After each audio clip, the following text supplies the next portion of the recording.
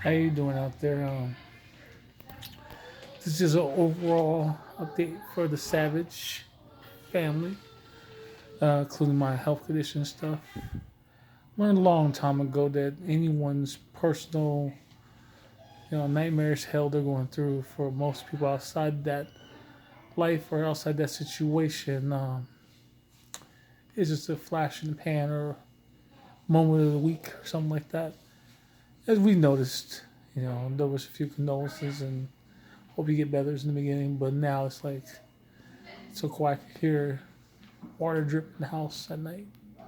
But it's all good though because, like I say, it helps. It helps with the weeding. It really does help weeding out stuff. So and figure out where priorities should go. But on that note, I'm just gonna give an update. We not only got fell victim of two strokes in less than 3 weeks. We fell victim as a household to the plague of people buying out property and trying to sell it for or rent it for higher costs. Like I told everybody when I asked for help with the GoFundMe, we had enough money to cover rent. That was not an issue. Our thing was making sure these kids had diapers and stuff like that. Food was covered, rent was covered, we're good. But I kept this kind of on the wraps because, again, let's say, not a lot of you actually care, and a lot of you wouldn't be able to do that anyways if you did care. So it's one of those situations that I was going to try to make no one feel bad about until we figured out what happened. I wasn't even going to mention. But yeah, our property was sold for the property management to some individual buyers who, despite us paying our rent on time for 3 years, even during COVID, not missing a beat, um, when they bought the property, they told us they want us out when our lease was up in less than 2 months. So literally the first or second day I got back from my second stroke, I was told pretty much we're evicted in a month and a half or two. I think we had 2.5 months because they were not going to extend our lease, even though we're paying almost $1,500 a month. So yeah, they're going to try to gouge people, but it's okay. Um, not paying that much. We found a cheaper place, so we're not going to pay that much. Not paying that much is going to help the money last a little bit longer, obviously.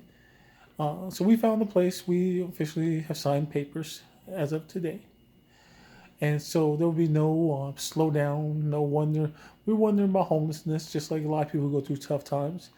But no, that moment won't happen. No staying in hotels right now. We actually have a place almost the same size as this one, and we're going to be paying close to $400 to $500 less. So they're lost, not ours. It's our gain. But things are working out a little bit better in that aspect.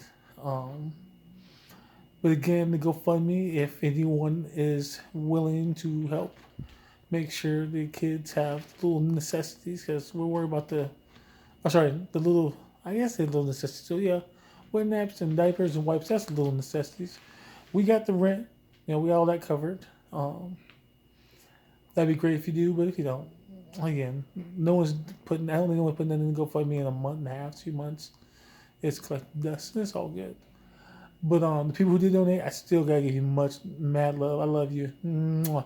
Kids love you. That's why we gave you a special name because, truth be, we thought maybe we get one or two people. We got I think like 5 or 6. That's very nice because most of you guys I didn't even know. That's what impressed me the most is I don't think a single family member donated nothing. I could be wrong. I'm wrong. Call me out personally. You message me. But I don't think a family member donated nothing. I don't think anyone I called a friend face to face. Like, hey, you're my friend. We hang out. No, no one. So thank you for the strangers, your random acts of kindness. It helped us get through the times wondering what's going to happen next for our lives. Because, like I say, wondering about where we're going to live. I mean, find out you're going to lose your home after your second stroke. You just got back. It's kind of nerve wracking. Oh, but about to the medical side. I was being tested to see if I had myasthenia gravis. I didn't put it out there too much on here because I didn't know if until it came. My test came back negative. I did not. I do not have myasthenia gravis, which is known as MG. Instead, it was just two different strokes. And the ironic part is, I actually had a stroke on each side of my body because of my brain stems. The initial break of cholesterol that blocked the artery broke at the stem before it decides if it's going to go left or right. So the first stroke, I could be misquoting this, The first stroke was to the right hemisphere. The second stroke was to the left hemisphere. So I got very lucky. I could have been paralyzed on both sides of my body. So it's very rare it happens that way. That goes both to one to each side. And so again, extremely lucky, and I'm very grateful for that. God bless that happened that way. I still have problem with my left eye, as you can probably see in the video. I still cannot walk without assistance.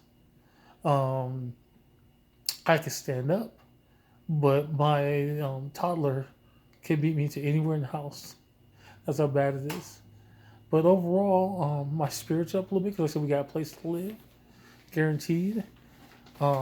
Things are looking a lot better, and yeah, I just want to give people up there who care.